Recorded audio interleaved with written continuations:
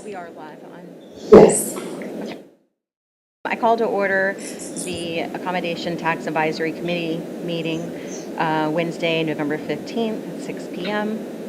And I am Christy Pinsky. I'm chair. Nate Pringle, member. Elaine Mitchell, member at large. Sam Britt. Scott Thrasher. So we have a quorum. May I have a motion to adopt the agenda? Elaine so moved to adopt the agenda. Do I have a second? Second. All in favor, say aye. Aye. So, because ATAX has been very popular lately, we need to do elect a vice chair. Nominate Sam Britt. Elaine Mitchell second that motion for Sam Britt to be vice chair. Any discussion? All in favor, say aye. Aye. Aye. Yay, congratulations.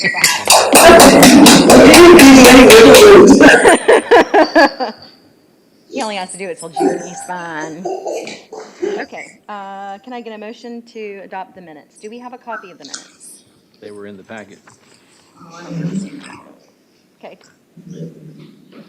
Elaine Mitchell moved that we adopt the minutes for ATAX meeting August 15, 2023, and ATAX special meeting minutes September 19th, 2023. Do I have a second? Second. All in favor, say aye. Aye. Aye. Natalie. Okay, good evening, ATAC. Before you is the financials showing the state accommodations taxes for the quarter.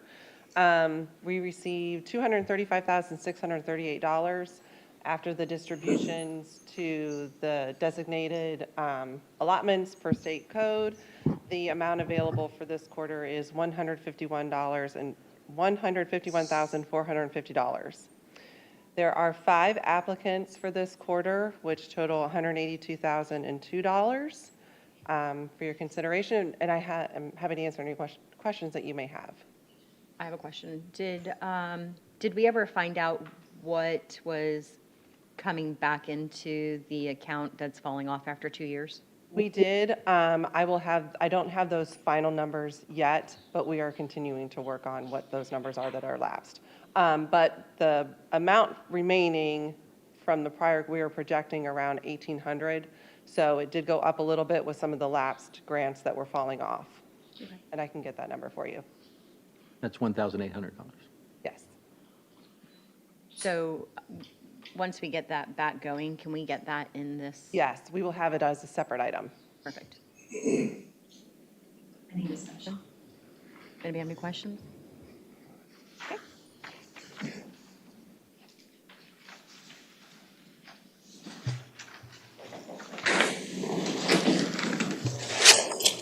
Okay.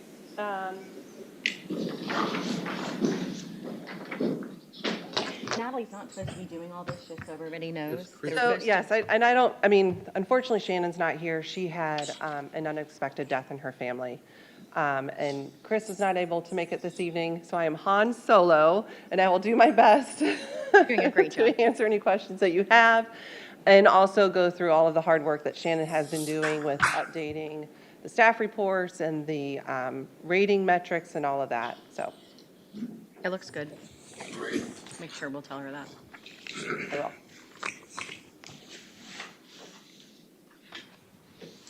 Do you want to move on to old business, which covers the legal opinions? And I'm happy to answer any questions that you may have. Okay, so old business is, we got the legal opinion about one of the questions we raised during the special meeting, and you can read this anytime. Basically what this says is that for 2025, at our February meeting, we will get the soft, rough agenda of how the town plans to spend the local ATAX. Correct.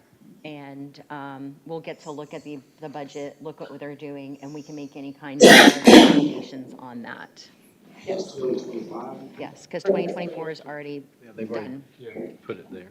Quick question on that. I remember seeing in that appropriation for the ATAX going to town in the way they were putting it. And then the thing that sticks out in my mind from that was that then they were not going to charge for the use of police Security. services as security. The police, And then I yes. see in our applications that we have applicants with police being charged. So can we back that out of those applications? Yes, so if they are using town police services and they are funded through a grant, then the town will not invoice those organizations for those police services. If they do want to have additional services, say another security firm or something come in on top of that, the town doesn't cover that. They're only going to cover the Town services. town police support. Correct. But it still needs to be in the budget so we can Yes. see it and so that it can be accounted for a tax. To show the full, part. yes. Yes. Yep. Any questions or anything about this? Explain. Okay. Thank you. Thank you. Okay. So everybody should have received a Calendar. calendar for next year. Yes. The only, yours is beautiful. Would you like to look at mine? No, I'm good. The only one would be the same thing as we did this year, the November 19th, which is, let's look at the calendar real quick.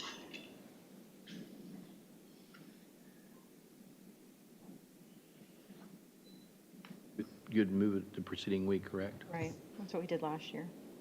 7 days. So it to would be the 12. same thing. So then that would be town council, so we'd have to do the same thing and move it to the 13th, the Wednesday after, correct?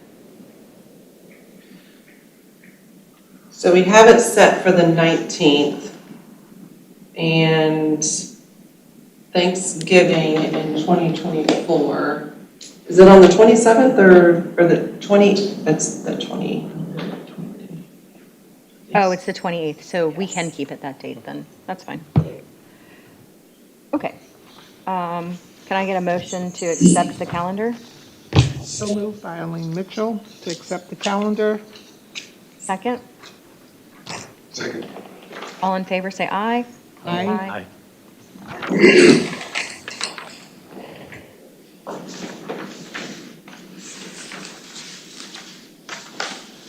Okay, so the next new business, Natalie, if you want to come up and help me with this. Yes. So the next new business, because there's been a lot of things going on with ATAX, we've been discussing how and why and how to make scoring fair. So let's start there. I'm gonna let you do that. You want to start with the scoring sheet, or do you want to start with the staff report first? Okay. To start with the staff yeah. report? Okay. Bear with me as I try and talk about all the changes that Shannon has worked really hard to make. So the staff report has been revamped just a little bit to assist in the flow of how the meetings typically run. She's also added in the box all of the buckets that would qualify for ATAX funding. So you'll see that chart on every staff report going forward, and then we'll just update if any of the budgeted items per the organization qualify for any of those. Just staff report. Yes, And the buckets that you're talking about are at the top are in, yes, in the chart here. in the chart? Okay. Yes. And they're automatically, I just want to make it simple. Yeah. They're already calculating the amount that's eligible based upon the numbers that the applicant's given us. So where somewhere says like facilities for cultural events, we know the tourism rate for that is 50%, they were eligible for half. So it's already calculated, correct? We will do our best to calculate that because it's going to be an estimate on what they are projecting for the event to have as their tourist numbers. But per their reports. Yes. And then the same thing is, y'all, I noticed this was a great thing, we talked about it before, is that the percentage of the request of the total, plus you're already putting in all the things that in our scoring sheet allow us the percentage or the place they belong, like with advertisement, whether it's local, so which one of those go and the amount that's going to be advertised, so that the hard facts get stuck in there. So that would, I think that would come into play more on the scoring sheet here. Correct. But we'll group all of the advertising together in one because of the discussion on not having the 50% include the advertising number. Correct. And so at the top there, that's where we give a little bit of the percentage, because typically on the right side, we would show the overall percentage, and it was a little bit off because of that advertising piece. Correct. So now the one question that I did have carrying that over was if they've got $10,000 for their advertising expense, that we're calculating the whole thing going to advertisement, we know the advertisement's taken out of the bottom number. Right. Are we That's- counting the 100%? So when we're looking at the scoring sheet being, I'm very visual, guys, so I'm gonna help y'all. When we talk about this being the scoring sheet in the top portion, meaning how much is going to advertisement, are we talking about their advertisement budget? Are we talking about the percent of the grant that goes to advertisement? Do you understand my dilemma? So we know that $10,000 that they're asking for advertisement is going to advertisement. Right. And when it says the amount going to advertisement, we know the 100% of that 10,000 is going to it, but we're using that $10,000 amount as a part of the 20,000 for the total request, of the percent to budget for advertisement is only half. Right, so that is a good point. Okay, so if they have if they have an advertising budget of, say, $10,000, but they're only requesting 5 of that, so that would be 50% of the advertising of their budget. No. My question is, 10,000, they got, their whole budget's 20. Okay. Their advertisement's budget's 10. We're excluding the 10,000 from the requirement of being 50%. Right, But when we're talking about the percentage of the advertisement that's going to advertisement on the scoring sheet, and it says how much is going to advertisement, it's 100% of the advertisement budget, but it's only 50% of the total budget. We would use 50% as the allotted I think we were amount. saying the same thing, yes, Okay, in a different way. yes. Perfect. Yeah, Thank you. yep. Does that bring up questions, anybody else?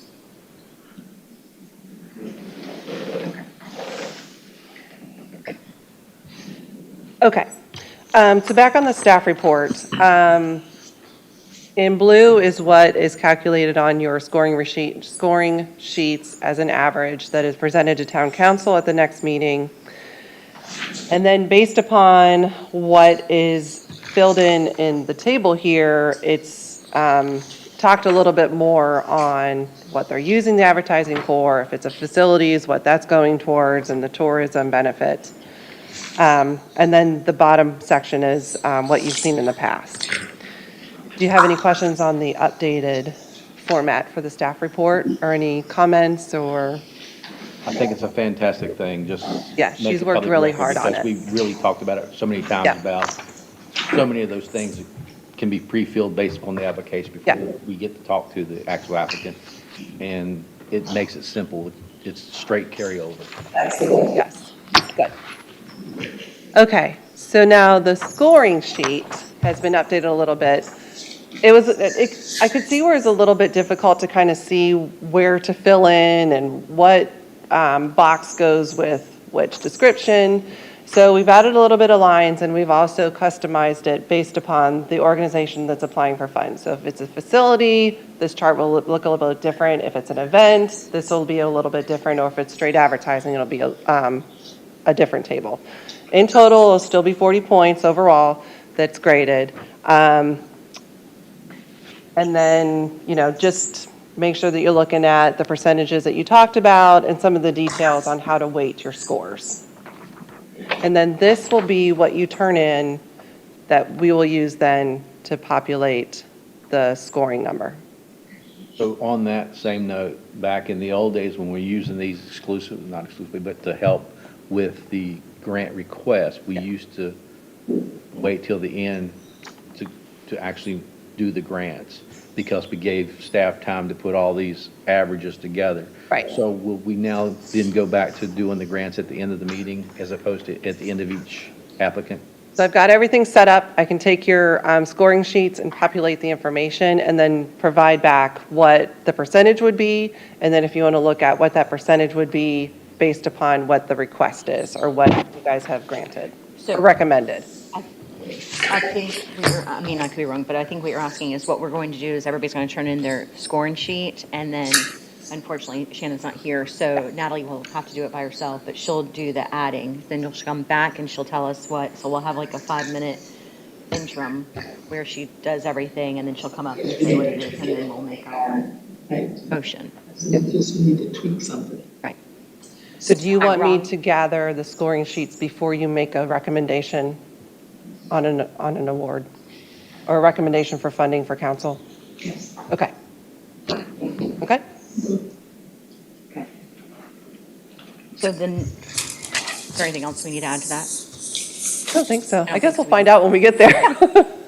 Okay, so then the next little thing is, it says discussion regarding updates to applicants' policies and procedures. Now, I asked for this to get put in here so that it doesn't have to be for this one, and it will probably fall at the end of the meeting after this, but we just thought since we were talking about the new scoring or talking about the scoring, we would do it all at the same time. So at the end of the meeting, I would like to have a discussion about if there's anything that we think might need to be tweaked in this process. So I'm assuming that nobody has anything right this second, and more for next meeting. If you think of something, like I have quite a few things I would like to talk about, but I'm going to wait till the next meeting so everybody has time to just look at the process and see if there's anything. Are you talking about the application process or the award process? Both.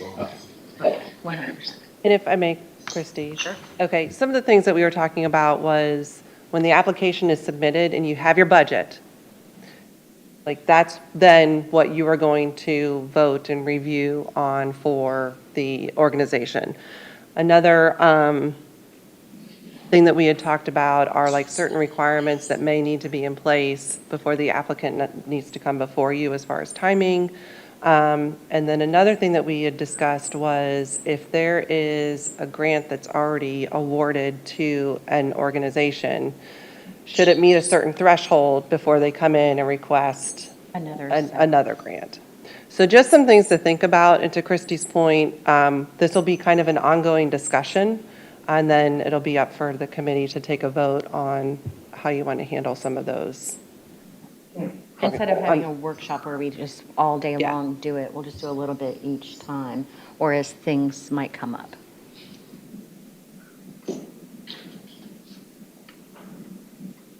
Are we good? Good. Okay.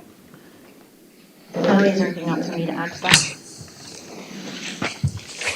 I don't think so.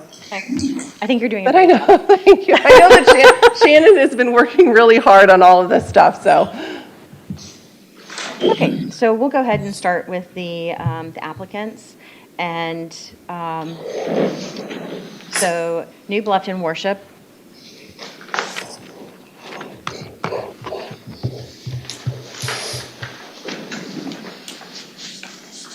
So we have your presentation, and we're just going to let you talk a little bit, but we want to like try to make it only like 5 minutes. Okay, perfect. Good evening. My name is Monica Barracks, and I am the assistant minister at the New Bluffton Worship. We've had the privilege of having Christmas Eve under the stars in the town of Bluffton for the last 12 years. It has been a magical event that not just our town really celebrates, but truly we have so many people from outside of Bluffton come and participate with us. We started out at Buckwalter Place 12 years ago and had the opportunity to shift gears and really highlight, we believe, one of the most beautiful places in the town of Bluffton, Oyster Factory Park. We have People come and celebrate Christmas Eve under the stars. We light up the park with beautiful candlelight and really celebrate the May River and all that Bluffton has to offer. It's not just an effort of the New Bluffton Worship, but it's also an effort of First Zion Missionary Baptist Church. We think that it's really important that we celebrate unity in our community and show people what we're all about that special evening. We have lots of welcoming teams that scatter the park and are able to tell people not just about our churches, but tell people truly about Bluffton and all that we have to offer that evening.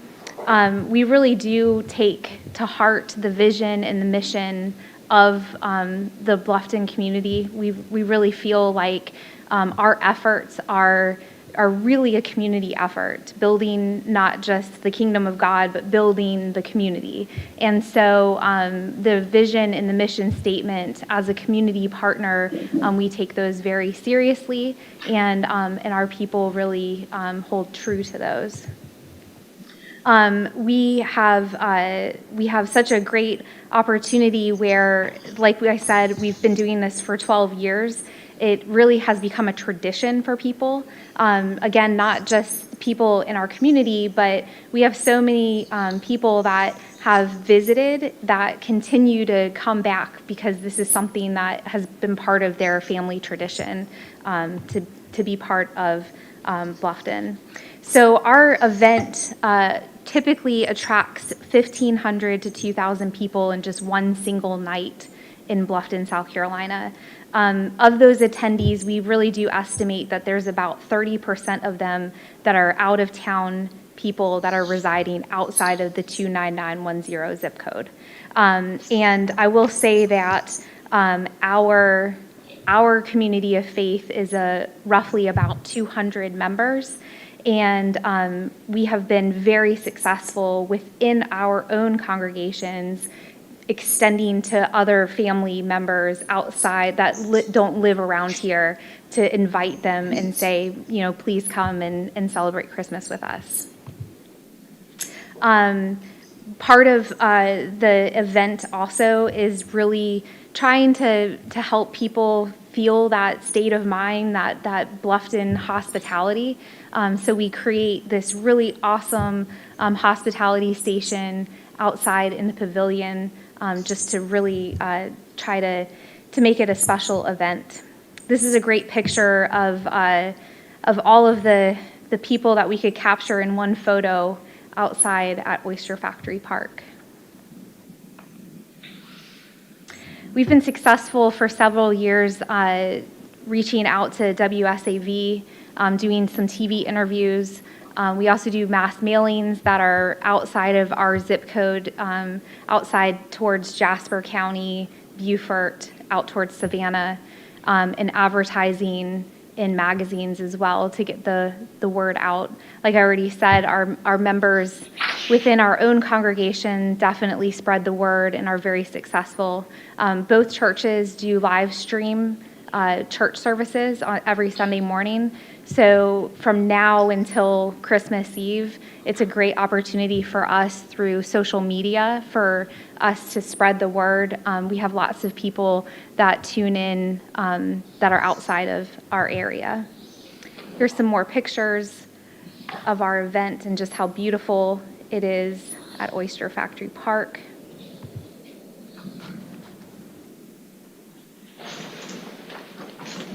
Recently, we went ahead and purchased some banners that we wanted to go ahead and start advertising, and we did include the Bluffton logo. It's important for us as a community of faith to be a community partner and to advertise that, you know, Bluffton is at the heart of what we are doing.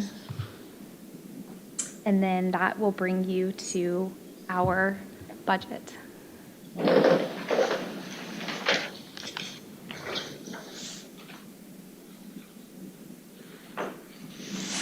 Does anybody have any questions? Yes. All right, sorry. I was just looking at your budget here and where you came up with it. So The banners, how many are you having made? I'm sorry. Currently, we purchased 4 so far, but we can certainly purchase more. And where are you intending to hang them? So our church is located in Sheridan Park. So we can have banners hung at Sheridan Park. And then also First Zion Missionary Baptist Church is located down Wharf Street, and we can hang banners there as well. Okay. So and then I see water bottles, drawstring bags, and shirts for volunteers. Correct.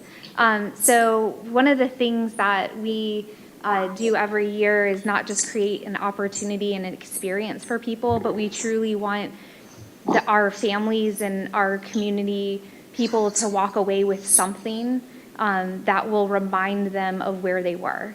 So we always have giveaways that we present to people like out at the park. And that gives us an opportunity to put our logos on it, has an opportunity to put the Bluffton logo on it, and just have a keepsake of something that people take with them, they can look at throughout the year and remind them, I can't wait to go back to that event next year. Bracelets like this. Yeah. We have a red one. We have to see people all the time wearing the red bracelets that remind them of the service. You want to introduce yourself so everybody knows who y'all are? Do that. My name is Daniel Burbage. I'm the pastor of the BLUFFTON Worship. I'm Billy Jenkins, pastor of First Zion Missionary Baptist Church. And I hate to keep asking all the questions, and then I'm sure they'll get to their turns too. The stage and the presence, y'all are only using it for the one-night event? Y'all have a sunrise service the next morning? No, we do it just for that one night. And this is the first time that I can think of that you've applied for ATAX? Yes. Okay. And just make my life easy, how many people did y'all have at your event last year? All right, I can answer that. It was absolutely freezing cold. We've done this for 12 years. This was the first time that it was the coldest it's ever been. But even then, I would say we had, goodness, what do you say? Yeah, 800 folks, and they were all bundled up by a bonfire. But we've had up to almost 2,000 people come to this. And we've asked this, you're doing this in the Oyster Factory Park? Yes. What's the? So there's not one posted for occupancy there? But the good part is that field gets filled up, so it's not just. We take where both east and west. When you say the field, you're talking about over by the, Yeah, we're by the house. Right. By the house. the garbage game, okay. Yeah, and that really is, that really hasn't even been filled yet. I mean, it's got a lot of room there. People stay on their golf carts and, yeah, it's just wonderful. That's all the questions I have. I've got one regarding the the marketing budget. You've got the $2,000 for the shirts for the volunteers. Is that $3,000 below the apparel for the volunteers? Is that a duplicate expense? Can you say that one more time? You've got shirts for all volunteers at $2,000, and then a little bit further down, apparel for the volunteers to wear is another $3,000. Just curious if that's a duplicate expense. Yes. Yeah, that is a duplicate expense.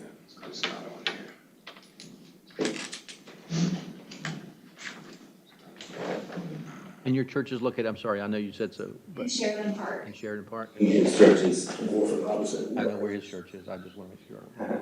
Is it in the old, that's not the old bar, is it? Yes. Yeah, it is. We originally did this service when we first started over at Marketplace, where Ace Hardware is now. They allowed us to use a lot then, and we went through, found it was just a wonderful first start. We had 350 people come the first night we did it, and then it just grew. And we realized that we're both from Beaufort, Pastor Benny and I, and we've been living here for a good while, and we just really believe in Bluffton. We love this area. We love the people here. We're tired. I think both of us are tired of how often people look at what organizations are against, particularly churches. And this is an opportunity for us to say what we're for, and we're for Bluffton, and that's why we do it. And that's why we've done it. And it's brought people in. Goodness, for years we see people come that that aren't from here. Out of town. And then they've come back, and this is what they want to do and go to. We even have people volunteering that aren't even from this area that want to be a part of it. So you said in your presentation that you do advertising in magazines? What magazines? We do the Bluffton Sun, the Jasper Sun, or is it Jasper Sun or Jasper Today? It's confusing. It is confusing. I just talked through that the Today, but whatever the Jasper magazine is. We do those two, and then we just inquired CB2. They have an online presence that we were interested in because CB2 has, they have 10,000 subscribers. So you don't have to necessarily live in Bluffton to be a subscriber to that magazine. So we were inquiring about that today. Also, in the past, and Isle Packet, we've used them in the past as well.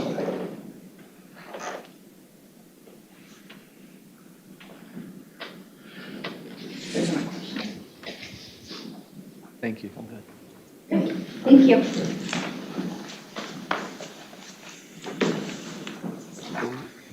We're going to score it?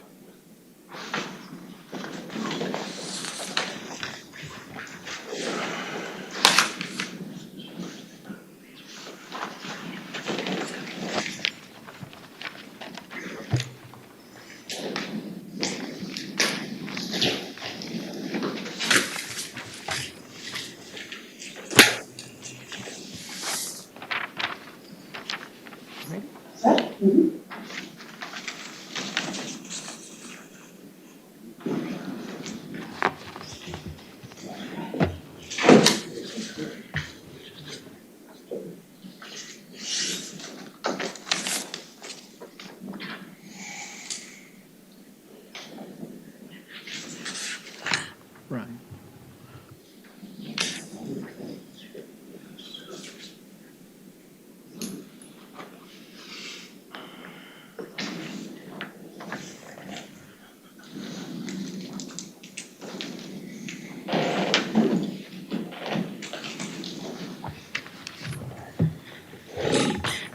Then you got it.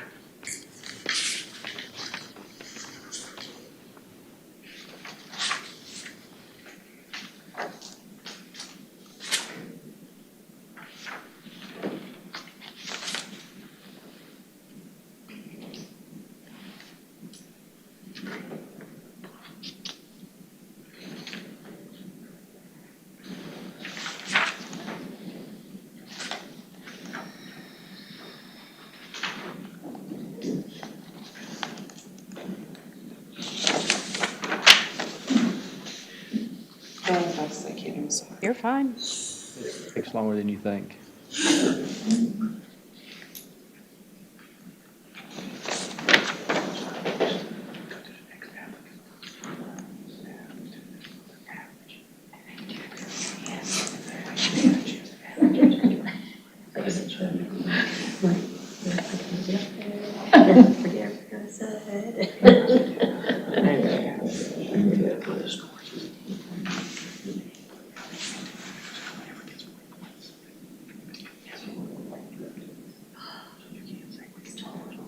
I still haven't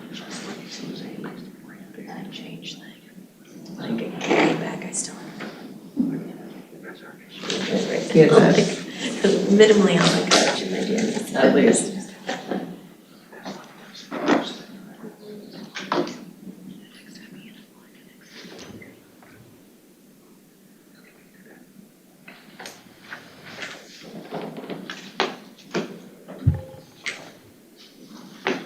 Okay. All right, so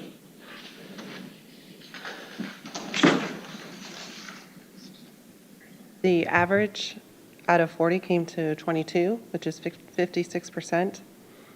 So the requested amount was 23,110. If you apply the percentage to it, the amount would come to $12,942. So, Yeah. Do I have a motion? I make a motion to award the New Bluffton Worship Christmas Eve Under the Stars event, the amount of $15,280. Discussion. Oh, do I get a second? Sorry. See, don't copy me. Did you get a second? Not yet. Oh, a second. Second. Discussion. So the way I came to the amount without applying a percentage of the average is, we've talked about it before, in that swag usually is not a tax expense that we put into the budgets for any event. There's been one or two times that's happened, but for the most part, it's just not something that we don't want to be in charge of giving out shirts and water bottles, and it's just a never-ending thing. In addition to that, so that reduced that advertising budget because that was in there. Then we left in the facilities, which is extended out from the percentage of tourism. And then the $1,400, which is the police presence, is automatically backed into they do that per the beginning of the conversation. That left that total that I came up with. And just so everybody knew where I came up with it, that's kind of how I got there. So total, So 15,280, which is exactly what I came up with.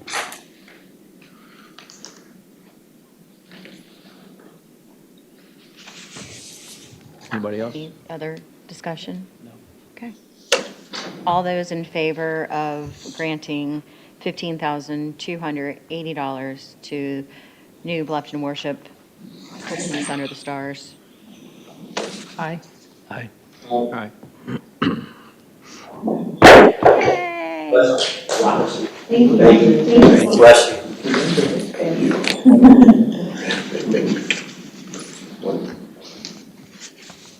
Paula, traveling.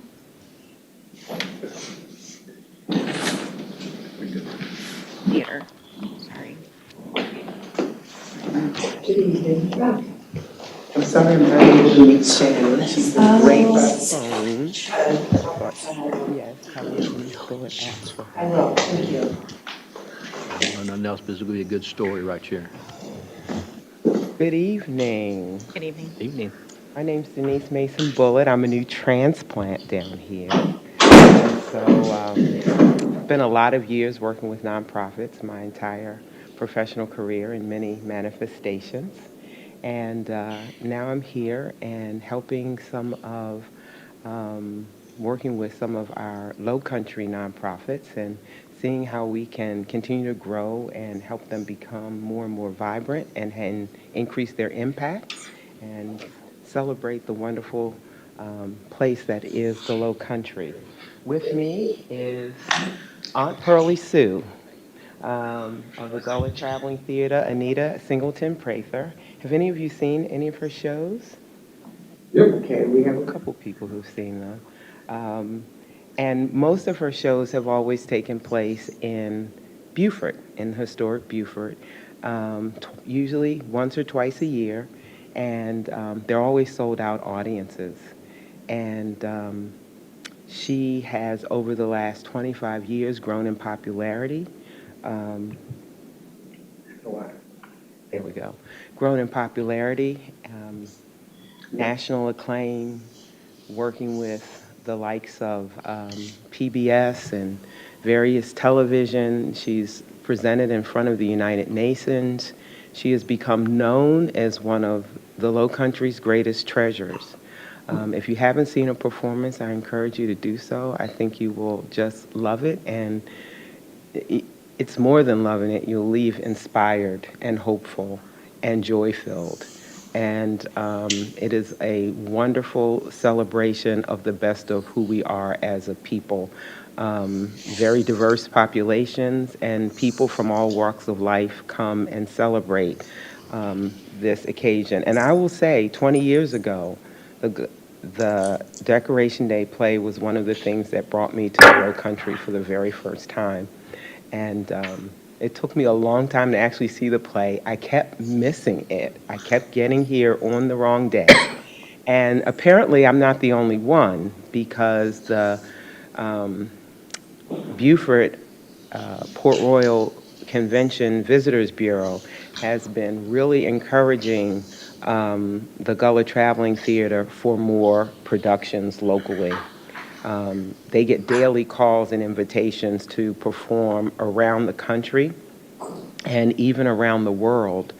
And so 2024, we are making a concerted effort to produce new plays and to release them here in the Low Country, and to move beyond just historic Beaufort as a place to have them. We have developed a marketing plan and a performance schedule for year-round tourism.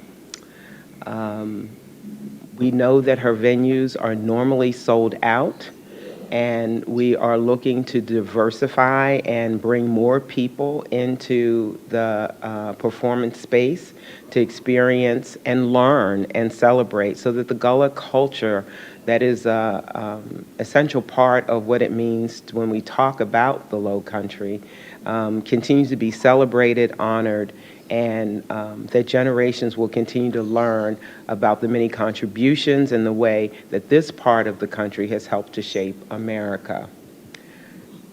Collaboration and community development is essential to everything that Ms. Prather does. I've witnessed it, and it's remarkable. She is walking community. She embraces everyone, and she is always looking for ways in which to connect and to lift up and to help everyone move in a positive direction. And she always has space for whomever is next. And she is also helping her staff to learn that as well. I've worked with a lot of nonprofits, and I'm actually a retired pastor as well, so I appreciated the first presentation too. And I'm still church hunting, so I really appreciated it. But she's also modeling that with the people that she works with and the partners that she works with. And I think that building a relationship between the work that's been going on with this particular nonprofit in historic Beaufort with other parts of Beaufort County, and sharing the wealth and popularity will be very much appreciated. We know that of the thousands of people that do come to see her each year, that many of them come over to Bluffton to shop, to try and get access to different beaches and go through here to Hilton Head. And so we know that there is a suburban tourist that is a part of the population that come here for the Gullah Traveling Theater. We also know that there are cultural assets here that haven't been a part of the mainstream tourist Gullah story. And so the ability to begin to lift those things up and celebrate them, to help create tours and stories, give other new reasons for people to come back, we think will be of great advantage to us all, and particularly the stories that have woven us together to become this community. When we began talking about how to expand beyond historic Beaufort, Bluffton was the first municipality that we decided to reach out to. We thought that, again, because of the historic assets here, because of the artist hub, because of the shopping location, and also being able to draw in people on this side of the Low Country, we thought would be attractive. We also know that many of the people who do come from out of town come into one of the two airports that are more centrally located to this location than to the historic Beaufort location.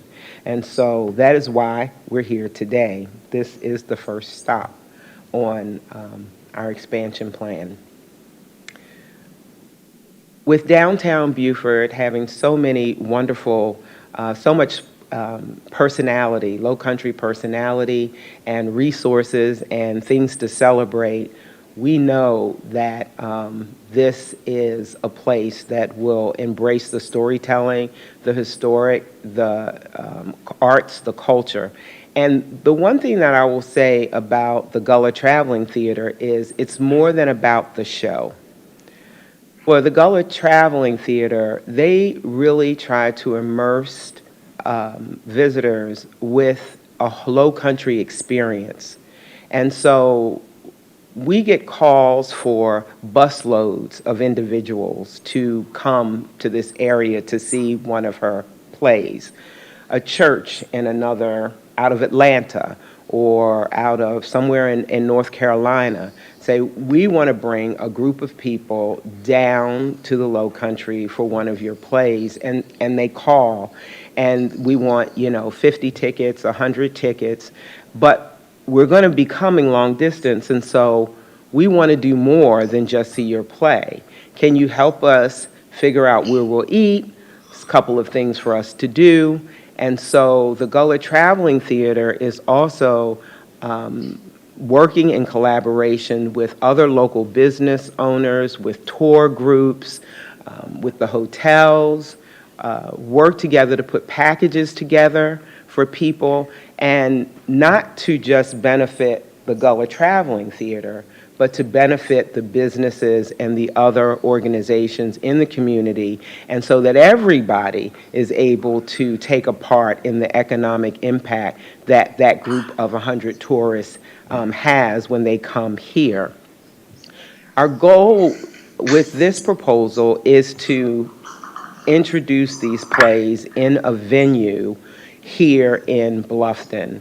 From there, once we know that we can put this in place, our goal then is to work with local tour operators here to add tour options for the various groups who will come. And for the first time, we are hoping to, or planning to, I shouldn't say hoping, we are planning to, for 2024, to actually release a season-wide schedule so that people can see what's happening in January and February as we celebrate perhaps Dr. King or Black History Month, to celebrate perhaps some of the historic women during the month of March, Women's History Month. So there's a new play that Ms. Prather is working on for Juneteenth, and which is a new discovery for a lot of people in terms of taking it as an opportunity to celebrate. And so we're releasing a new play this year for the Juneteenth celebration and expect that to happen. And so that would be a play that perhaps would be a good fit for Bluffton. These are the types of things that we like to do. And as we make this our first stop, we expect to see the performance schedule here in Bluffton continue to bloom, so that it would not be for one or two shows, but we could actually plan out with your marketing and communications people, with some of the theater people that we've talked to about possibly sharing venue space, so that we can work in between their seasons. We can hit times when other people aren't doing things. Our schedules, which is why we didn't put one in, we are still looking to sit down with some of the key people, and we're relying on your generous staff to be of some assistance with us to figure out when is the right time for us to set up the 3 shows that we are planning for 2024 here in Bluffton. So let's talk about the money. Everybody always wants to talk about the money. We're asking for $18,000, a little over $18,000, almost $19,000, and to be perfectly honest, most of it is for advertising. We want to be able to take advantage of TV, radio, billboards, social media. We do quite a bit of advertising through the other performances that we do out of historic Beaufort. It is entirely possible that we would try to wrap or bundle, expand our marketing packages so that we are actually able to maximize rates and get more coverage and in the TV, radio, billboard, social media space. We've also added a couple of other smaller items in there, just the custodial sanitation requirements that would be needed to make sure that we leave the venue where it is, the way that we found it. We include a small amount, not all of what we would pay out to for sales commissions, because one of the things that the Traveling Theater does is it encourages the people who are in the productions to sell tickets. And if they sell over 200, what is it? 300. If they sell over $300 worth of tickets, they get a sales commission. But it really does help move the tickets quickly and efficiently, and so we do give a little bit back. Again, part of sharing the economic impact of what's happening and helping them to participate and take ownership of the theater and the production. Some printing costs for the playbills, which would also have opportunity for small businesses, well, not just small businesses, any businesses or organizations or even municipality or special agencies to put an advertisement in, tickets and wristbands also for the theater goers. And finally, we do some enhancements and some content building to spotlight Bluffton and to do some announcement work around letting people know that this is something that is happening, and so that as they see things out in the community, they will also be able to do it. I will say that our website is currently undergoing a major transformation, and we hope that it will, our plan is for it to be unveiled in January. So we're very excited about that. Much more of an immersive experience with snippets of the shows and productions that hopefully make people want to click over and online and buy a ticket and come and join us. And then we'll have links on there for other things that are happening in Bluffton on the Bluffton page, hotels in Bluffton that we recommend that they check out for lodging, and things like that. We put all of those links together, and we have a Bluffton page or two that highlights the performances that would be happening here and all of the ways that you can enjoy a wonderful stay while you are in, when you're in Bluffton. We collaborate with anyone and everyone who's working for positive good and community harmony and empowerment, and particularly those who celebrate the Gullah culture and history and want to learn about it. But everything we do is generally an experience. There's never just the play. We always figure out some things to go along with it. In fact, in 2 weekends, the Christmas extravaganza will be happening in historic Beaufort, November 30th, December 1st, and December 2nd. And the plays are Thursday and Friday evening. During the day on Thursday, there is a symposium making the connections between Sierra Leone and the Low Country and learning more about our history and culture. And then on Fridays, there's something going on during the day on Friday? The children's show. The children's shows. We also reach out to the schools and provide little to no cost tickets for the students. So if teachers and principals in the school district would like to arrange for field trips so that they can come and have a comparable experience at one of the shows, we do that and continue to educate as we entertain. And then on I forget where day we're on. Forgive me. It's been a long day. Everybody wanted things due yesterday and today. I've been up for like 48 hours straight trying to deliver. So please forgive me. But what I want to tell you about is is it Saturday or Sunday? The cook-off. Saturday. Saturday. Okay, so I didn't lose a day. Saturday is the at Henry C. Chambers Waterfront Park. There will be a rice cook-off, a Christmas marketplace, and people can vote on their favorite rice dish. There will also be vendors and extravaganza, so that the way you can see, that's an excellent blueprint that they use, that they'll do 2 or 3 nights of shows. They build in student performances during the school day, and then they always have something complimentary throughout the rest of the weekend where they pull in other community partners and expand the reach and opportunity for people to stay over, give them a reason to stay over and celebrate. Oh, and then the Christmas parade. Isn't the Christmas parade? Is on Sunday morning is the Christmas parade.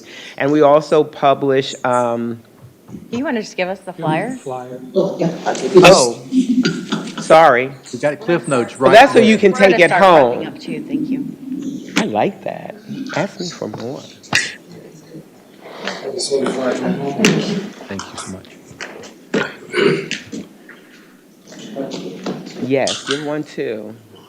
Give one too. If you are feeling down, if you are discouraged, go see one of these plays. You will leave with your spirit full and just lifted up. And it is a tremendous tremendous draw.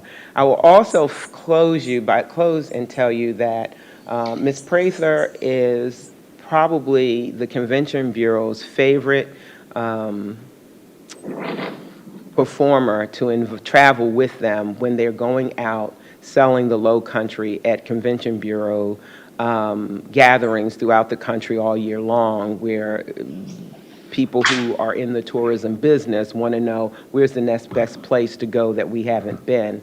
And they take her out on the road with them, pay for all of her expenses, just so that she will help encourage, enthrall, and draw people to that. They've been doing it for years, and they continue to make that investment by taking her, because her interaction and spirit just draws people in and brings people to the Low Country by droves. Oh, I had one last point. I'm sorry. My brain was trying to find, and it came to me.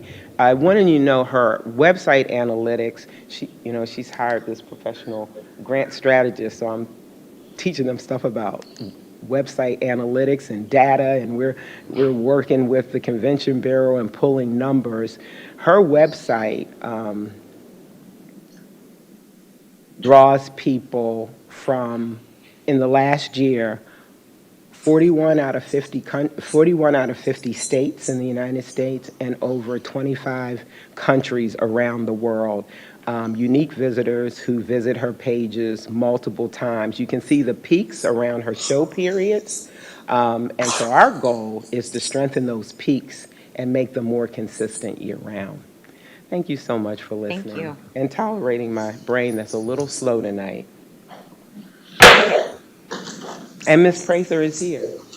I'm just thinking you should have done the presentation. I've heard you speak. Well, I wanted to hear her let her sing, but she told me, that's what I pay you for. I said, well, I won't sing, and then maybe I'll still get paid. If I start singing, it won't end well. We But would yeah. pay you to leave, maybe. Yeah, that's exactly right. That's He will not do the exactly same. right. You want my husband for the vocals, not me. Okay, do we have any questions? Yes. Anybody want to go first?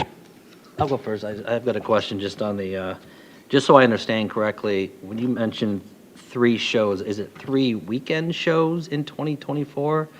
Or is it just 3 individual shows? Now, when I say weekend, like a weekend. Right. It depends on what partners we can partner with here to collaborate to kind of bring a package together. No, we've isolated the periods of time we're interested in. And we've talked to your wonderful municipal staff about opportunities to share venues. We've talked with May River Theater about their schedule and when there would be availability. Depending on how well things go tonight and how much marketing space we have, because that's what we're really relying on this proposal for, will depend on how much push we can do. With the $18,000, I'm thinking we can do 3 pushes. And so whether it would be January, February is one period that we've been talking about. March is another possible one, and then maybe a second Christmas extravaganza. And then perhaps moving into 2025, not included in this proposal, but just to whet your appetite, we also are looking at doing dinner theaters in a little bit smaller venues with smaller casts so that you have dinner with Harriet Tubman and her family, or some other historical character that will be your host at the dinner theater for that evening. And so that the whole experience will be one where you have a wonderful meal of low country, delicious food, and also be able to interact with people historically and have that kind of experience. So we're very, very open at this point, but those are the windows that we've been talking about. But if someone were to say, God, we really wish you'd do the Juneteenth thing here, we would be open to that. We are crafting that schedule now. And that's where I was going with it, just because something like this is all encompassing, and we've got 6 weeks left in 2023. And so to market and advertise and without a venue and collaborate, that was my question. Right, so we're really talking probably the spring 4. You are planning something in in January in Hilton Head that is over in this side. So we would probably be thinking about, and we know that the Harriet Tubman new memorial that's coming to Beaufort is supposed to be debuting and having a grand opening sometime between, we don't know, in the next 2 to 6 months. We're still waiting to find out.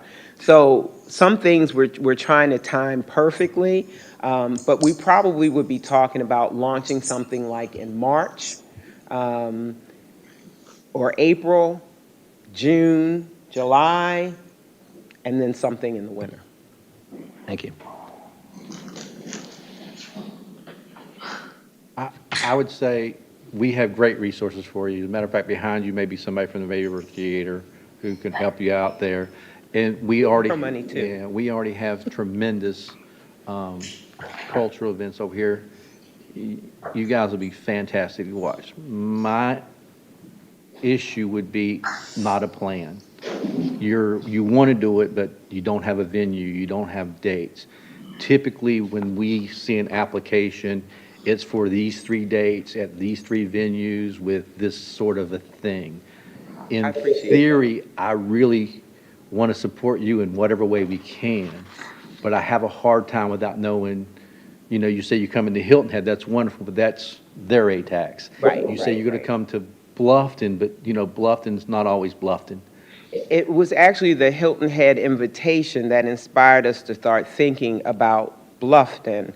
And my apologies, this is my first round doing ATAX. And that's what we want to help you tourism, with, yeah. So I'm learning. But I will say that I'm really hoping that the strength and tenure of the Gullah Traveling Theater and their success for the last 25 years will give you enough confidence that we will carry this through fruition. She has been writing for the first time in years nonstop, and we have 4 new plays to debut next year. And we decided, a little bit later than probably was ideal, but we decided that all of those plays will not debut in historic Beaufort. And so we said, well, let's see how receptive Bluffton might be to having us come. And I guarantee you that we will get to work immediately, solidifying the details, meeting with your staff, your communications marketing staff, and getting things put together. And I will also say that they are extraordinarily experienced in working performances. If they're doing it there, they can do it there. In fact, if I get out of the way, she'd do it right now. Well, I have no doubt about. And I'll just take the Yeah, money, the which quality I- and the ability you guys to pull it off. Yeah. What. I again, understand. What I would say is if you said, we've arranged for a venue, it's going to be the Community Playhouse on February 14th. We're going to do the Juneteenth show at the Hilton Head the Bluffton Distillery for the Juneteenth event, and we're going to do another performance at the Oyster Factory Park as part of whatever celebration. These are our 3 dates. This is our budget for those dates. Where are you at with that? And this would be such an easy conversation because that's what we're used to seeing. We're not used. I've been doing this for a long time. I've personally never been part of a request and a grant with Some speculation about those details. without the knowledge of where, when, how. We know you're going to draw. We know you're a nonprofit, but without some more details is my reluctance, and the reason that I'm saying this to you is just the absence of those details. You will find people lining up to support what you do in their events. That's not the problem. The problem is having those events and the understanding of what we're looking for is a defined event, time, place. The volume and the breadth of what you're going to be doing, like you're doing, your Christmas event. You're doing 3 plays. You're doing children. You have a cook-off. That's what we want to see as that sort of not a commitment, but a decision to have done Right. what's planned. So Correct. at that point, I'm all in. And I guess I guess for me, I didn't know where the chicken and the egg, who came first in trying to do it. We do know about, I don't know if you have the same tourist track on this side that you have on that side.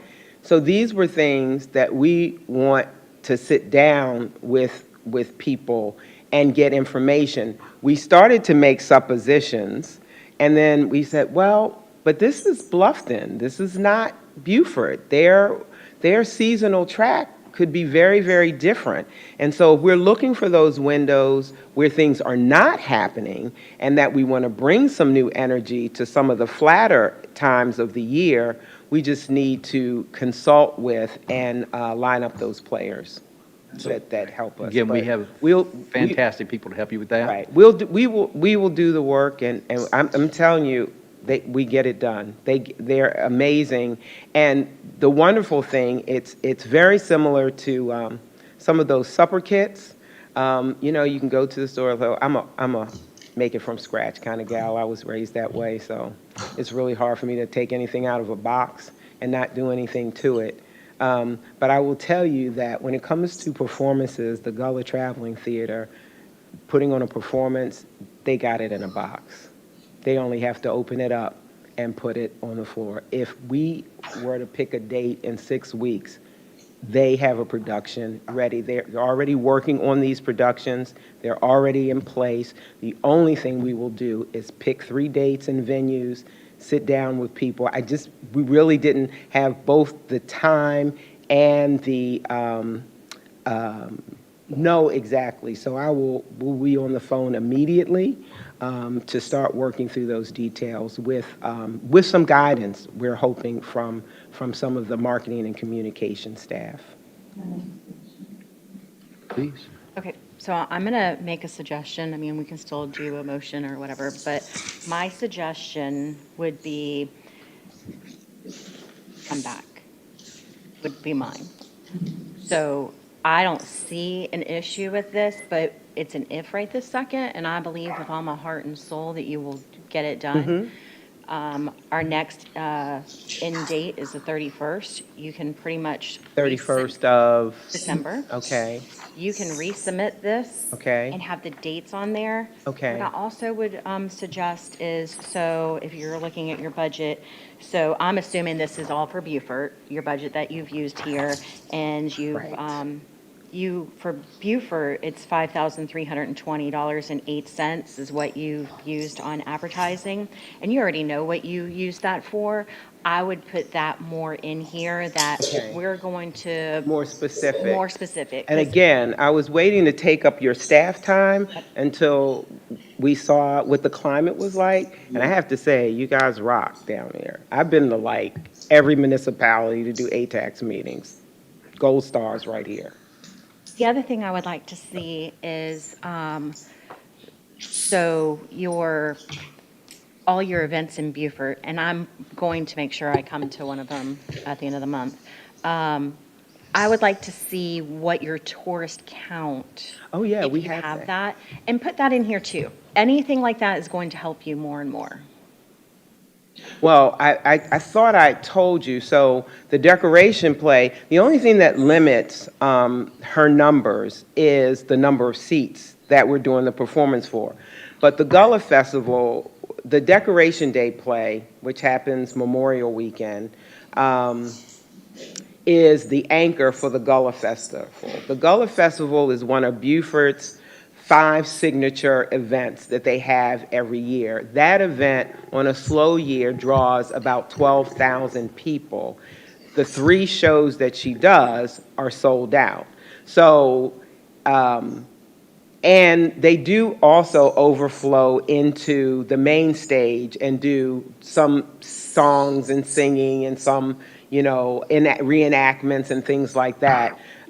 So the show is, the way that I was talking about stats was around the performance stats. Whatever number of seats you give us, chances are we're going to sell it out. Totally understand that. That's not, you're going on a percentage anyway. So what I'm trying to get to is what would be helpful in that scenario that I just discussed about the Decoration Day and the Gullah Festival. What stats in there are the most helpful for you? It's not the number of people at your event, because that's always going to be limited by your facility. Right. It's if there's 1,000 people and you can identify that of the people coming to your event, 82% are from outside of this area. We know. And Yeah, so what that does for staff, and staff will be great to help you when you get ready to do, if you're going to Yes, reapply, that's which I what believe you we're would. counting on. They can tell you how to put those stats into your application, because like your facilities for a cultural event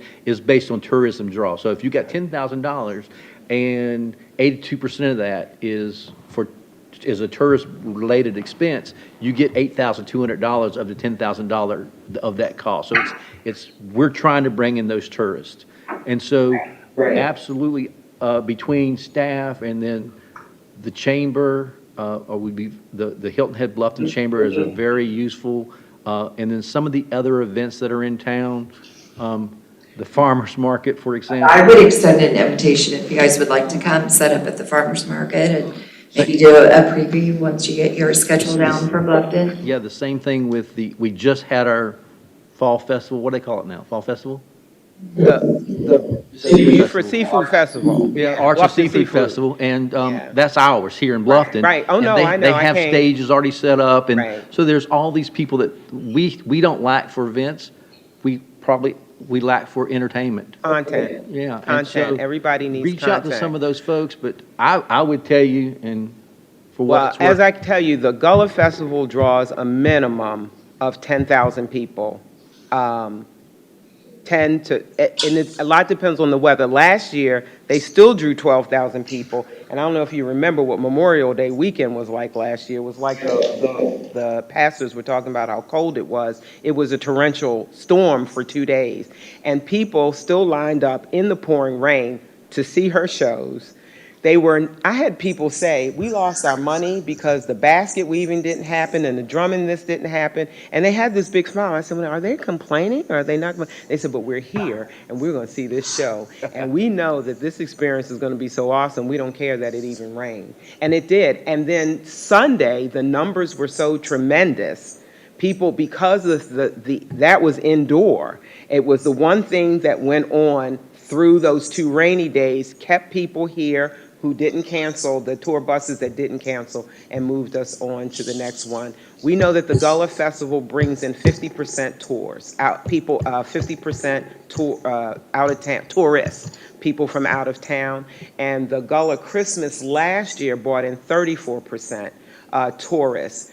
That is a newer event, and we're expecting those numbers to surpass 40 this year. We're expecting to see that continue to grow, and the celebration has expanded to make it the 3-day, and we've moved some things around. So we're looking forward to seeing that too.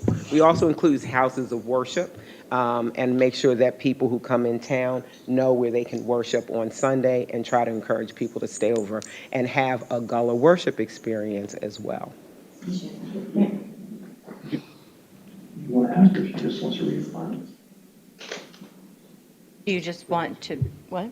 What do you think? Whatever you all recommend, we want to do. Whatever I- you recommend.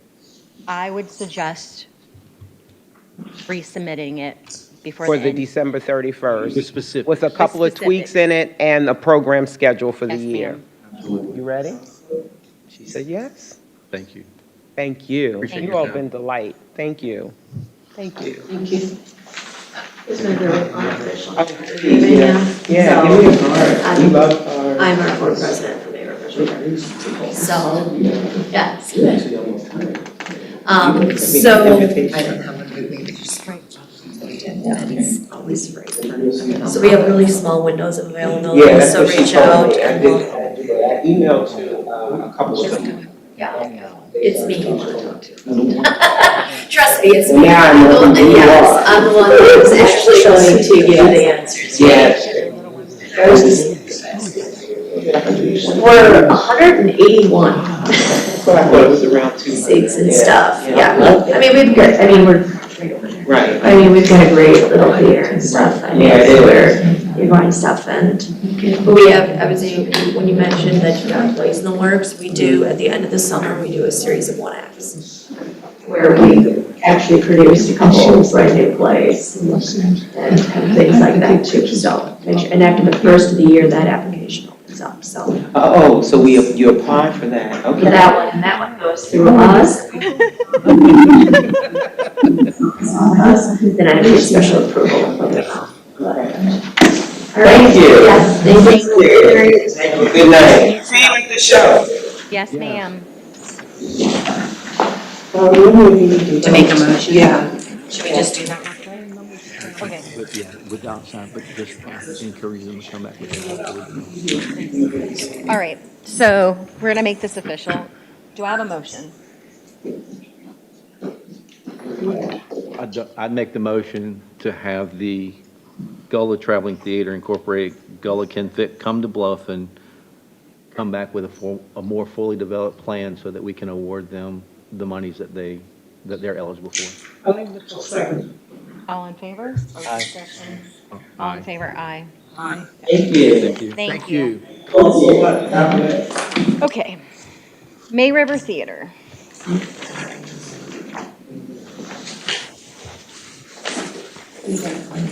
You've done this enough, I don't think you need You've to. done that. So I'm Elizabeth Schleiger. I am the board president for May River Theater. Excited to be here tonight again with another season coming up. I'm gonna trust that you looked through all the stuff we submitted. You looked at the numbers. So I'm gonna give you like 2 minutes of high points here, just because I like to brag. The request that you have in front of you is to help us with our 21st season, which is the year that we're going into. Finishing up our 20th season strong. We had 8 of our 12 musical performances sold out, which is I think the previous season, we had 2 shows sell out. So, I mean, it's continuing to grow. In the numbers, just because we're talking tourism and stuff, the one I like looking at is if you look at, okay, let's look for the right one. The first things are what you would expect to see as far as our numbers in this area, like who's here. But as soon as you get past like Bluffton and Hilton and stuff, our next numbers that we're pulling from are Charlotte, Atlanta, Jacksonville, Charleston. So we're really expanding what our bubble is. I think it helped our rent production. We had a couple people that were in the show that were from Charleston and Savannah. But then when we got to Adam's Family that just went up, we had people coming to the show from Charleston and Savannah and Atlanta that didn't know anybody in the show. They just had they understood what we were starting to offer here. Something to it just came out, but Broadway World, South Carolina just put out their nominations. We were nominated in 16 of their categories with over 25 individual and group recognitions. That goes out through their website, and it's released nationally, but so we're on there with theaters that are all over South Carolina, including even like the Art Center out on the island is mentioned in some of those categories, and I'm going to take a little bit of pride in having our community theater go, in the same category, but something that's pulling in directors and producers and performers from New York. So that's my bragging point. Congratulations.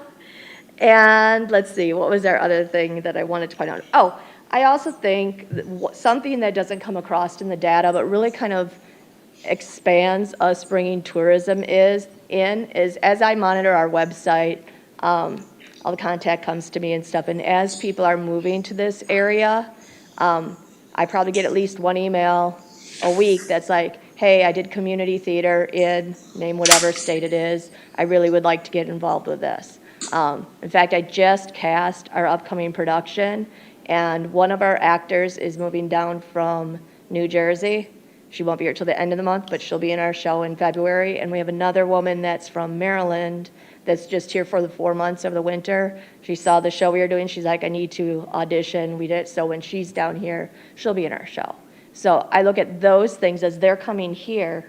They're going to go back. They have relatives. And that just keeps expanding who we're reaching and who we're bringing into the Bluffton community. So that's probably all I'm going to really add to it. I had more, but I'll spare you all that stuff, except we are expanding. We have a new ticketing system. We have somebody coming in to refine our website. I'm trying to think of the other. Those are kind of the big things that we're seeing is just kind of streamlining our process.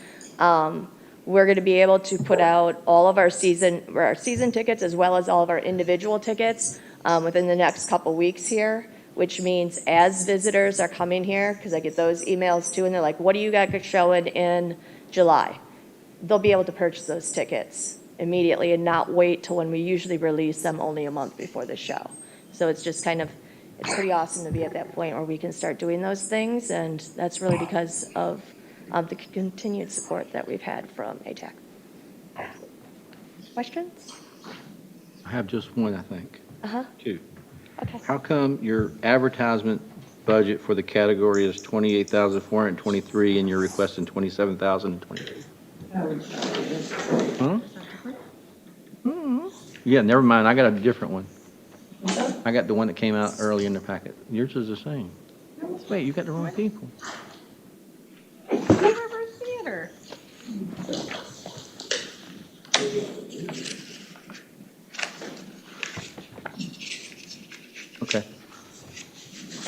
So then, my other question, since that one's already been answered, has Oh, got the maybe same I one? have an old one. You might have Yeah, I another. got the. Yeah. Theirs all are different. All right, than so mine. I got a different number. Natalie, do we have a why? All right, so I we'll only get, submitted one. They might have been updated since, is this one? this one's the one you got, right? The one that came out in the There summer. was one number that there was one of the columns in the Excel sheet did not come through, so I had to resend it to Shannon. So that might be where the difference is, that when she did it, that was updated. All right. And then And then just for clarification, the facilities for and cultural events, that's all for your, it's not copyright stuff, but it's the playbills, the stuff that lets you perform it. the royalties? Yes, Yes. those. Okay. Yep. That's all I want to make sure of. Anybody else had questions? No questions? Thank you. Takes a minute now. What we can do, what we think we're going to do is, gonna while go you ahead. score this, we're going to let Let the next applicant Kim come up talk so and we do the don't wait presentation. longer. Okay. Because Kim, she won't be quiet. You want me to count? No, not really. Everybody's done. Yeah, let everybody finish scoring. Oh, okay. But while she's tallying, Okay.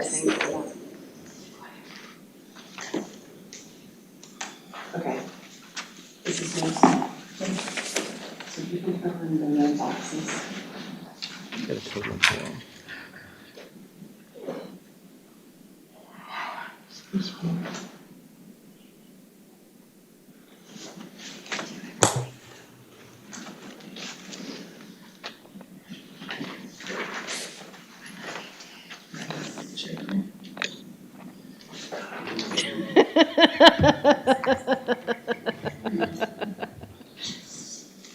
I'll give you that one. See, this top box.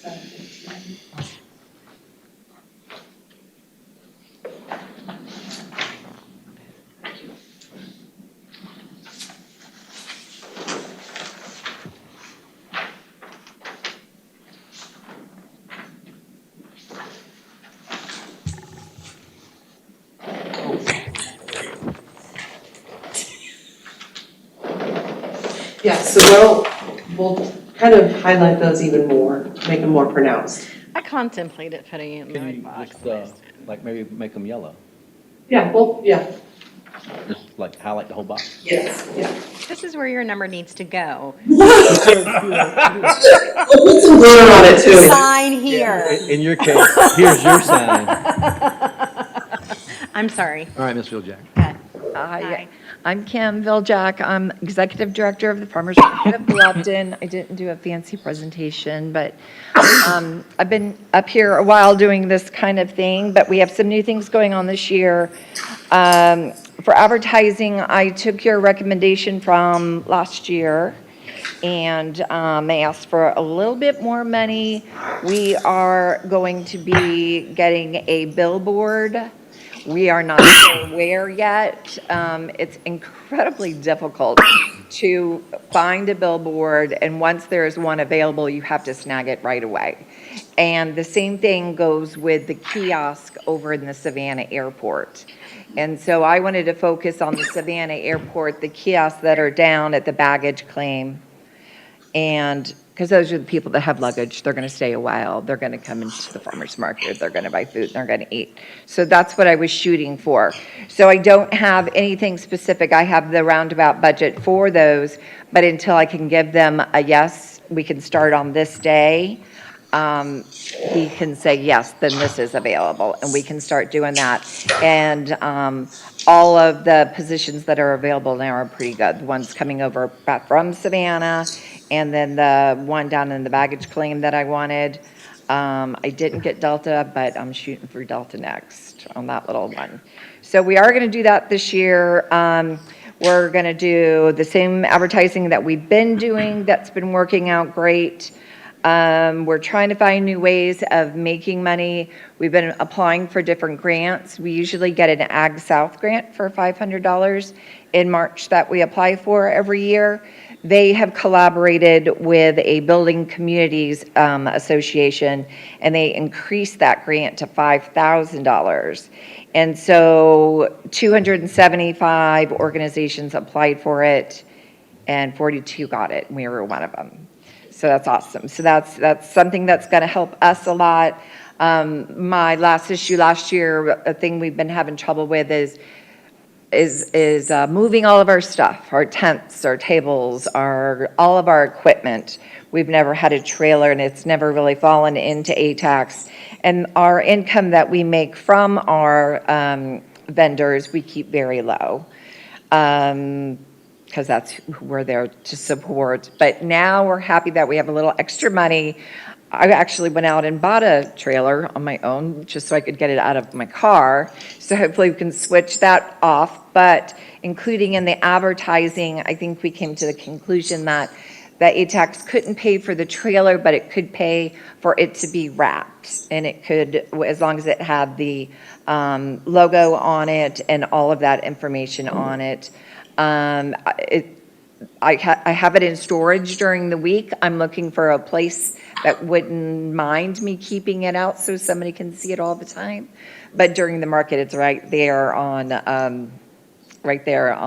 Boundary Street. But I know there is a thing about keeping trailers in the old historic part of Bluffton that I'm not allowed to do. But maybe somewhere outside of there, I can find a home for it. But right now, I'm storing it in my boat storage in Rose Hill. Other than that, let's see. We've been working a lot with the Bluffton Breeze has been amazing.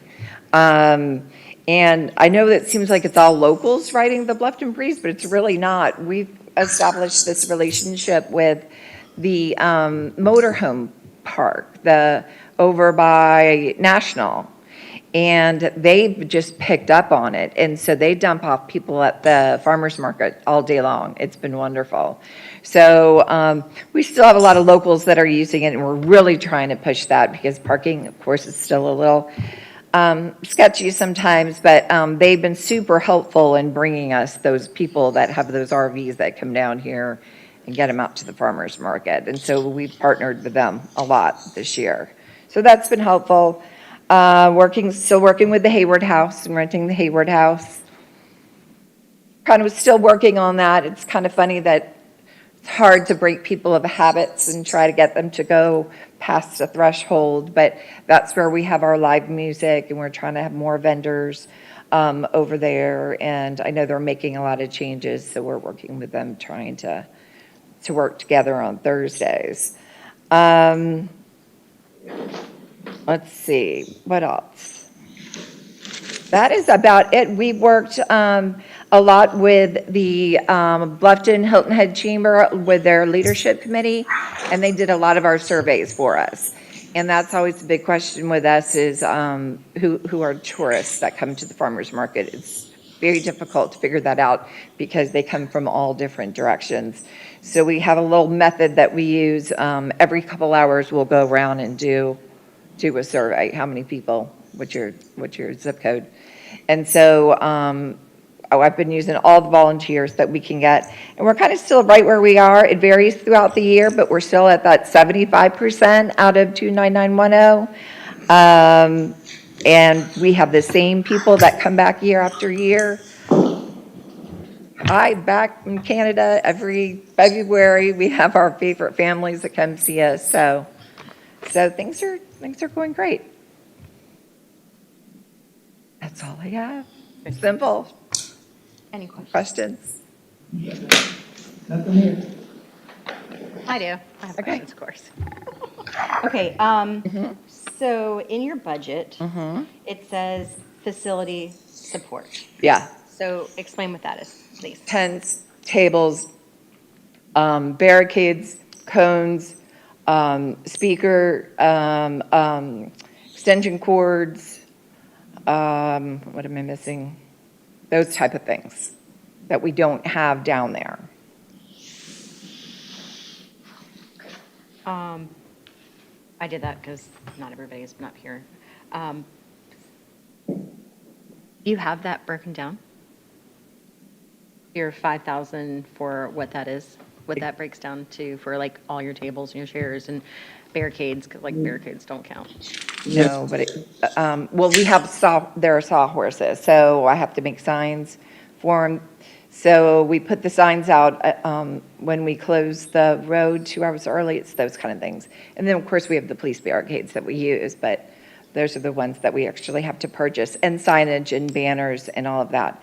But I could break that down for you. I don't have it broken down. That's fine. I'd just like to see it sometime. Okay, I'll break it down for you. Next. I have one question for staff. The facilities for civic and cultural events is $12,000 and it carried over $12,500. Shouldn't that be based on tourism? Second line down in the budget, on the table. I'm missing. Oh, front page. Yeah.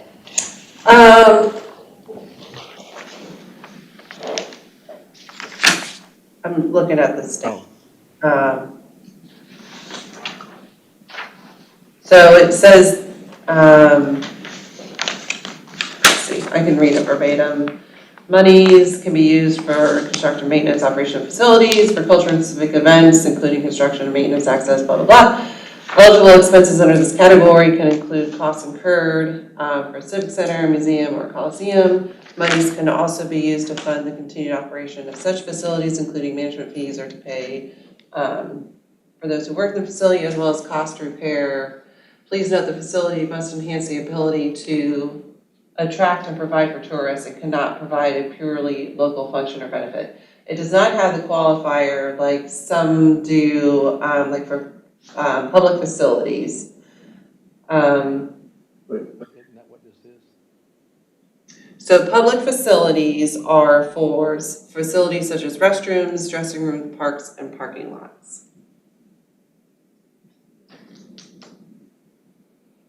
And we were qualifying the facility as the rent that's paid to the Hayward House, not necessarily a public restroom. Okay. Yeah, but it's not two different things, especially on here. It's an in-kind. Is that what you mean? So there's, We're just talking about. So and generally what we normally see is when we see that line item come across, it usually has a tourism reference to it most of the times. And so it's a percentage like the waste services you used to see back in the day, and back when you used to have to rent the transportation, the different events you've done, it's a percentage of tourism basis. So my concern is that 12,500, if it was applied to the tourism draw, it reduces that. Gotcha. And I think in the past, we've used the percentage of tourism draw on that number, knowing that you were doing some in-kind stuff, the way that the Hayward House is letting you use the facility both for the restrooms, and lately the guy's not playing in there no more, he's playing out in the park. It depends on how many vendors we have over there. And so if my vendors cancel over there, then I move him over. So he's not by himself. But yeah, they charge $150 a week, and that's part of my A-tax, and then it just does that circle. Yeah. That was only my, and we can maybe get more clarification on that.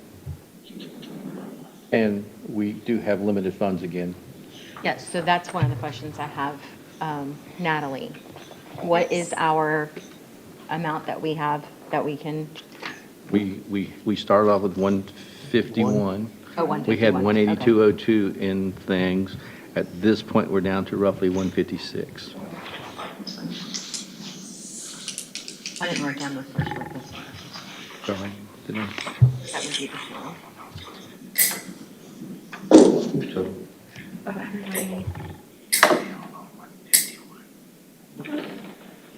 So, so I'll get back to that in a minute.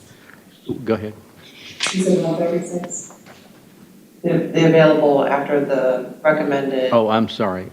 I wasn't getting, I got a close, it was We did 15,280 for the Stars. We did 0 for the Come to Bluffton. We have not funded or voted on the funding for the May River Theater, and we're at the Bluffton Farmers Market.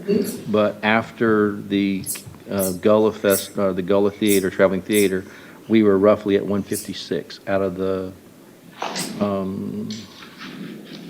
151 down to, unless my math is really bad. Because you're going up.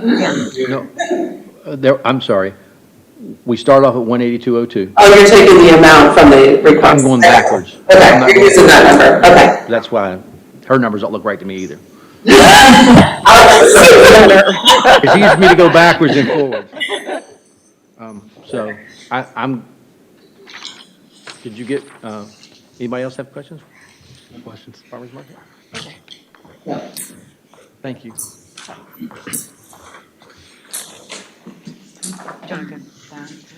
You want to go to May River Theater with the outcome of the? Yes. Okay. All right. So the score, the average score that came back was 30 out of 40, which is 75%. The amount requested is 39,801. Applying the 75%, it would come to 29,652, and I'm rounding up. Okay, thank you. You're welcome. So, can I say something before we go? Of course. So, Natalie, and staff, and just kind of make a general comment, no one's ever going to score 40 points, ever. And so the pace, taking the average score and doing that, certainly it's a great tool. But to base an award on a total percentage of 40 points it's so hard to achieve the 40%. I think that's a better tool to see how well it was received by the committee, and of course by what we saw, and certainly council can use that information. But it's just I can't ever think of a time where there would be 100% of that as an award to do that. And that was my only comment. I think it's a great tool. It's just that never 100%. And we don't score them. So if I can just please, make if you a want to comment. So this might be part of the discussion that we'll have ongoing as we proceed through all of the updates and the policies and things. And maybe a good starting point to your comment, maybe using that metrics of if it's 10 out of 40 or 20 out of 40, then you would apply this percentage of their funding. To your comment, if they don't, if 40 out of 40 is extremely rare, then you could say, okay, if it's 30 out of 40, then it'll be this percentage of funding, that type of thing, a scale. Yeah, understood. I agree with what you're saying. I'm just saying that if we're going to take a $40,000 request and say they got 20 out of 40, do we give them $20,000? Right. When, for whatever reason, they couldn't achieve a 40 out of 40 no matter what they did. Okay. So that was my comment, part of that. Any other comments? So now we can go Okay. forward. Would somebody like to make a motion on May River Theater?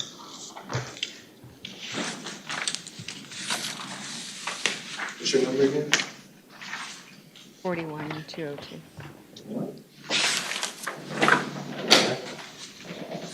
That number. I have the wrong one. It's this one. Oh, yes, this one. Yes.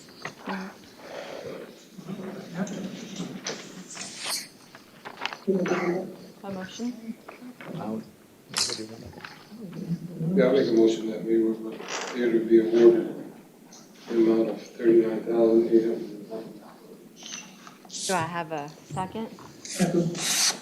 Discussion. I think they do a great job. Okay. All in favor of? Aye. I'm sorry, who seconded the motion? Okay. Okay.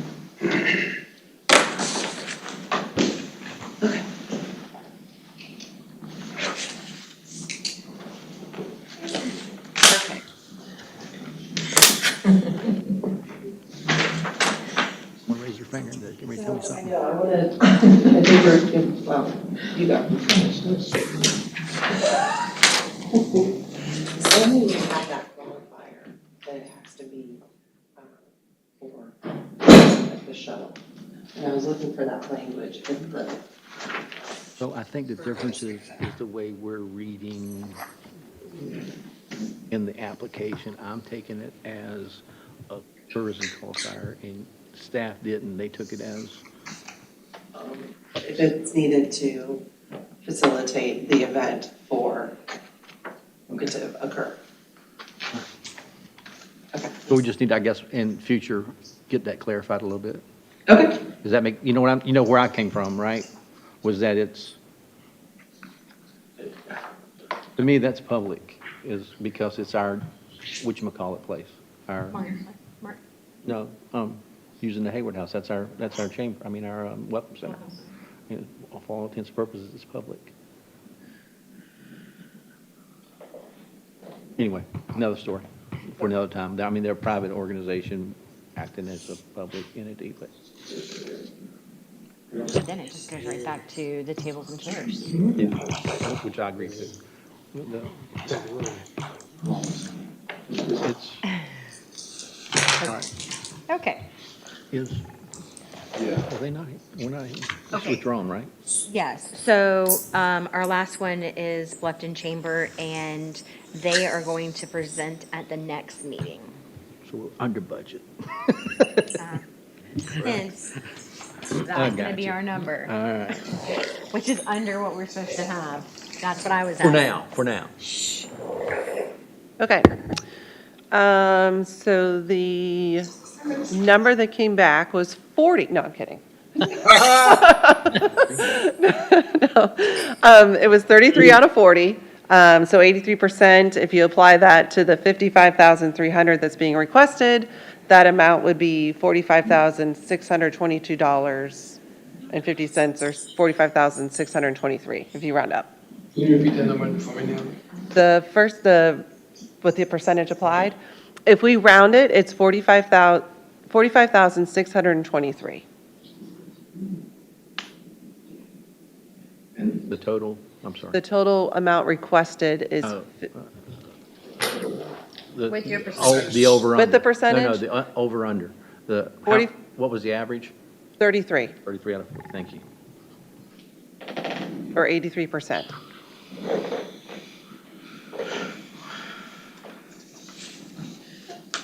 Okay. Do I have a motion?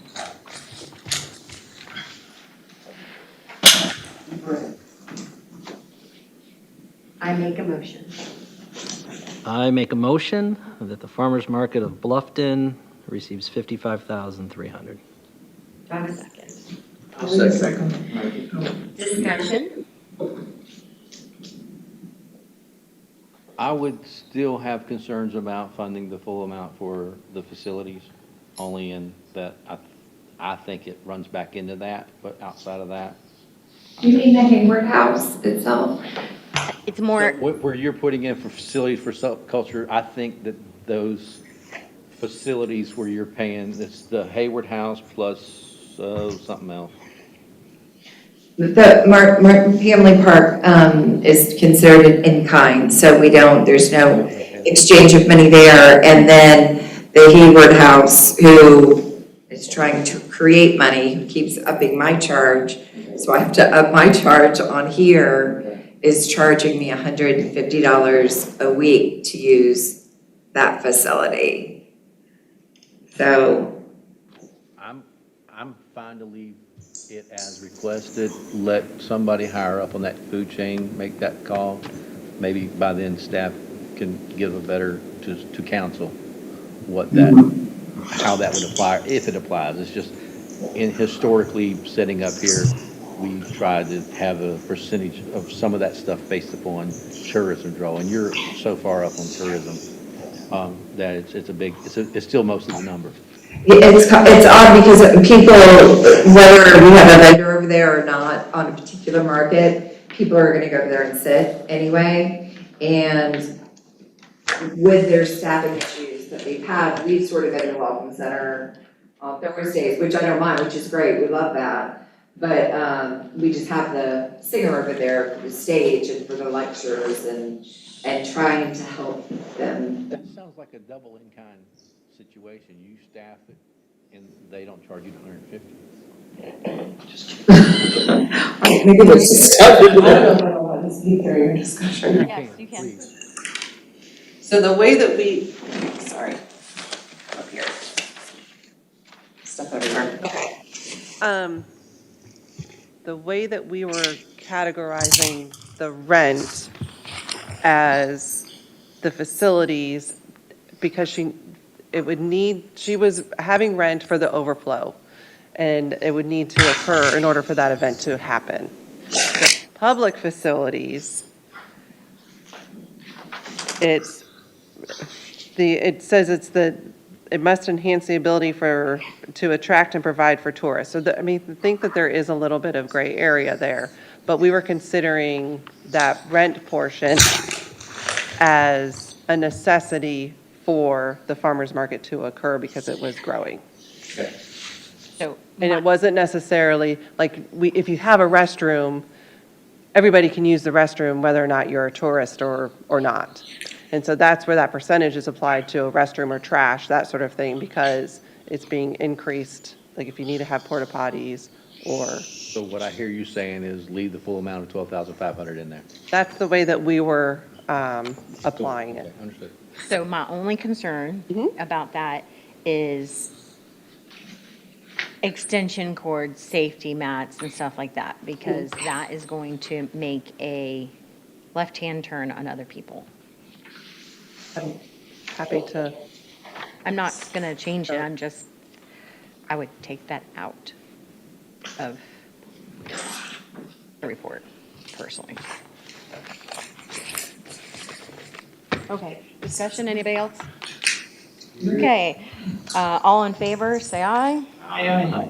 Any opposed? Yay, farmer's market. All right, Thank you you. have voted did you vote to table the? So, can I get a motion to table the chamber since they're not here? I so motion, yeah.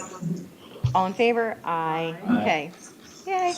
And then, so discussion on the things, right? Is that when it's going to happen now, normally? Yes. Yes. As our ongoing stuff? Yes. We Yeah, we- can. So, and it's up, we're here to provide for your meetings so that it can run efficiently.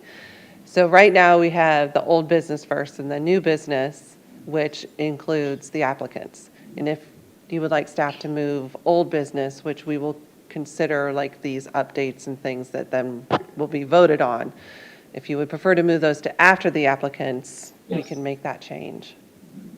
That's when it should properly be done, because if we start down that road before everybody sets up, Right. they're going to go yawny and start telling stories and leave. And the only reason why we did it today is because we wanted to go There's over the nothing. scoring thing. Yeah, beforehand, yeah. And just kind of on that same, Oh, no, you're fine. It's not executive session, we're good. on that same vein, so I'm assuming that the scoring changes is directed by council? Scoring and percentages, who's directing that? Is that? So council they really wanted to see the scores. So that's why we're making sure that we get those score sheets back and that they're calculated correct, efficiently, and then included on the staff reports that they see at the following meeting after ATAC. I guess we went through that probably a year ago, where we went back to scoring every meeting and Yeah. just applying a percentage to the request. All right, just want to make sure it works. Okay, so when we go to the discussion, like, one of the things I would like is if you have already applied for ATAX and have been granted your ATAX, to not be able to put another thing in until you've used the money that you already have. Let me tell you what that's going to do to us. Okay. Somebody like Kimber, who we used to have to apply 4 times a year to get her money, is then gonna make, unless there's a percentage used, like if we see they're on track to get the whole 50,000 of the grant, because they're gonna, like, they're applying now for 1/1, and so they got a whole quarter left before they have to do their application. So if it, we just have to, I think the way you approach that is they're on track to receive it, as opposed to already using it. Now, if it's an event, I'm trying to, whoever we did here who was at the event today, I can't even remember. But like the event, and they've had the event, and they've had 4 months to finalize staff with all the receipts from all the advertisement, all the expenses they had, then we can close somebody like that out. But like an ongoing event, like, exactly like Farmers Market, who's it's an annual request. And so we don't have to do, because we used to have to do, you don't know this. No, okay, that changed, yeah. So what we used to do is, if someone was asking a request, they came in for each ATAX meeting and they represented, we said yes. Hayward House was famous as every quarter, boom, Old Town Merchants, boom. We had to give them money every quarter, because they didn't want that continuation going. But we just found it was much easier several years ago to make the change, and so you only had to request once. So my, for instance, is, let's just use Hayward House because they're not anything to do with this right now. So if Hayward House came and said, we're requesting $50,000 to replace our roof, right? And so they get that granted. Now they come back the next quarter and they haven't even started their roof yet, and they say, oh, we want to add a porch on, and we want another $100,000. Well, they haven't started the thing yet, and here they are doing this. Yes, it would be beautiful to have a bigger porch. but then you'll get into the situation like we just did for the AME church, where we gave them a grant pending the next phase of the project when they won't be finished with the first phase. Just for us to consider what this might open up. So that's kind of what I'm thinking, and that's why I'm saying it, is because and the reason I'm bringing this up is because we are only using state ATAX. So we don't have the surplus, not that we've used the surplus the last 5 years, but we don't have that surplus, and it's diminishing. I mean, we're $18,000 down this quarter from the same quarter as last year. Yes, in ATAX money. So if we're holding $100,000, just to make math easy, for 2 years when it's not being used yet, and then we put another 100,000 on it, another 100,000 on it, it's a lot of money being held for waiting. What's the state code for the time frame? There's a state code for the time frame, y'all. And I'm not trying to stop anybody. I'm just trying to make sure that the money is good for whoever needs it right now. And you, I don't know, you knew the answer already? Yeah, so the state requires that the funds be used within 2 years of receipt. And so we apply that same methodology with the grants. But the state doesn't require us to hold that money for 2 years. They require us, we get 2 years to spend state ATAX money. And we just applied that to the recipients, correct? But could we change that to say, if you haven't used the funds XYZ past your event date for a better event, or your project date, whatever, that they would be unavailable? And I know in y'all's side, it's got to be terrible waiting 2 years for somebody to maybe send you a $25 reimbursement for. So what Shannon has also done is she now requires the recipients to submit quarterly updates. So whether it's a reimbursement or, hey, this is where we are with our project, we have those quarterly updates. And then when the event occurs, they have 30 days to submit their final report. And so we're starting to adhere to some of those timelines to assist with anything that's lapsed, or to have an update of what's going on with the project that can be provided back to the committee. And if we had somebody like the Farmers Market, who's an annual ongoing event, would staff have an issue with like putting a close date on that? Like, would it create issues for staff to be able to monitor and track that? No, because we also have quarterly updates from all of the recipients, have to have a quarterly update to the town.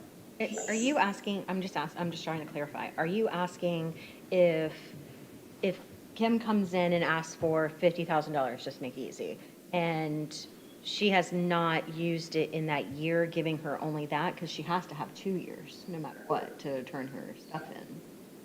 Shouldn't have to. The state makes us have 2 years on our runoff, but we don't have to give 2 years. Well, that's one of the questions I was asked here. Is there a Okay, way? that's what I was Right. trying to So we don't clarify. have to provide 2 years for the applicants. But if someone's on an ongoing schedule, we should say at the end of, make life easy and say Kim's things 1/1 to 12/31, you have the next quarter to finish out the last year. That gives them a quarter to do that. If you have an event, a one-time shot event like the Seafood Festival, it's a one-shot deal. When you finish, you got 1 quarter to get your final bill in here, and otherwise we run that money that's left over back into the budget. Yeah, but can you do that? So actually, it's on a tighter time frame because it's a 30-day, they have to submit their final report within 30 days. So, yeah, they're already doing that, but they're holding those funds open for the they're leaving them, you're leaving them on the books for the 2-year runoff period, though, right?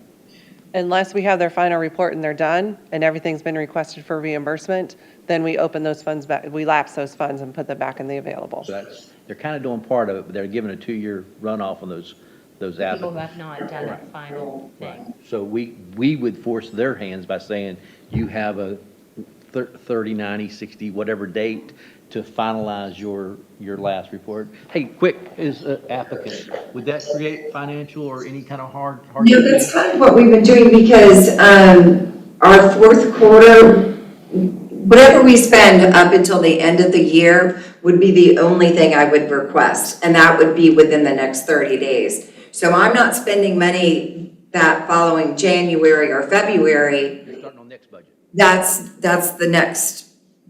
So it doesn't roll over, is what I'm saying. If I can spend it by the 31st of December, then I can't spend any more of it. I have a little leeway, like a 30-day leeway to send my receipts in, because sometimes I don't get a receipt right away from someone that I need to submit, but it doesn't roll over. I don't get to use that money if there's some left. Okay, so that's on events, but what about for capital improvement projects? So, like you have, the problem you're gonna have there is like when we granted both the 2 capital improvement projects that we did for AME Church and then for the Gull Museum. The problem I had is on the AME, it was like a 6, not a 6, but it had like 4 phases in it, if I recall. It had multiple phases, and we granted them money for the first phase because of monetary reasons. Did council finish that one? They granted that one, they took money away from the Gull Museum, correct? And then so the Gull Museum was also the same thing, but we knew what their total was going in, and once they get CO, they're done with the grant process. But trust me, in certain accounts like that, you'll never have excess. When the project's done, it's done, but it, like I don't know the time frame. Maybe you're a member, are you? Huh? It's the end of the year. Yeah, so what's their time frame on that whole renovation project at AME? I believe it's the end of next year, I think. 2025, 4? I'm thinking that out now, because Yeah, but nothing ever goes on projections. That's why I say, just, it's for us to think about, certainly, and it's, we should explore that, being able to put a hammer on the end of the grant request, whether it's whatever. Yeah, and there's also a time frame on the application as well that we use. Does that answer does that get you where you wanted to get, or not? No, Okay. but we'll continue discussing it. I'm going to stay here for another 3 hours discussing. Well, I'm not doing that. I'm going to have a drink. Oh, you're taking me out? Yes, I'll buy you a drink. I'll buy anybody a drink. All right. Wait a minute. Oh, sorry. But it only can be 2 of us there. We're just kidding. All right. Any other business? Motion to adjourn?